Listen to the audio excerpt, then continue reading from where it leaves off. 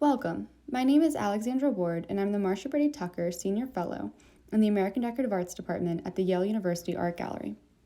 This talk will explore the significance of red coral as a component of these whistle and bells made by the New York silversmith Daniel Christian Freuder in the early 1760s. This child's toy was commissioned by Mary Livingston as a gift for her granddaughter, Mary Duane. Though exceedingly more luxurious than today's rattles, it still functions as a noisemaker to entertain babies, and the coral serves as a gum stick for teething. Let's listen to the sounds of this object. Here's the whistle.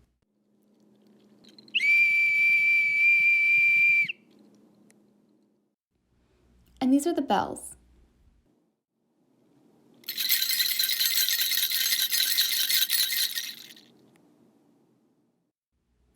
Don't let these gentle sounds deceive you. This object plays a powerful role in protecting children from bewitchment and ill health. Historically, the evil eye has been a primary explanation for illness and ill fate in cultures across the world. To counteract this sorcery, people employed amulets to divert the gaze of others and to protect themselves.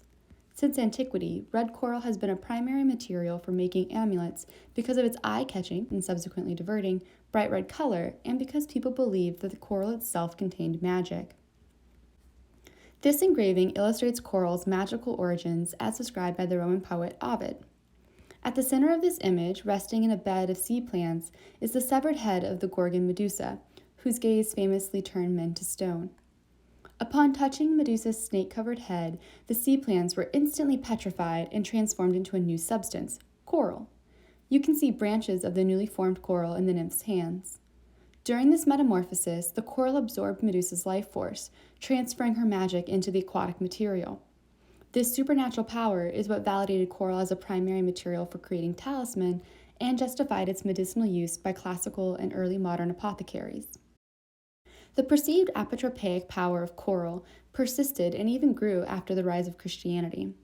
As seen in this Italian Renaissance painting, the Christ child was often depicted with a branch coral charm suspended from his neck as a source of protection, and according to art historians, as a symbolic reference to the Passion of Christ and his resurrection.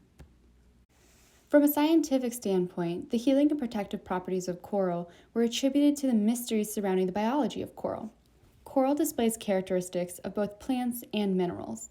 It ostensibly grows in ocean caves, it has branch-like features, and the white polyps that you see in this image were considered flowers. Therefore, it is a plant.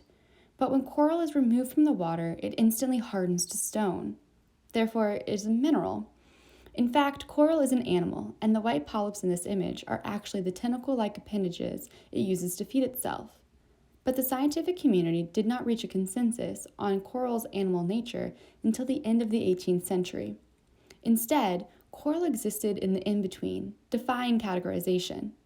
Coral represented an illogical duality that perplexed scientists, but its idiosyncratic nature is also what imbued it with special powers. The gallery's golden coral and bells is much more than the extravagant luxury object it first appears to be. The smooth and polished coral references humanity's deep and entangled history with magic and superstition.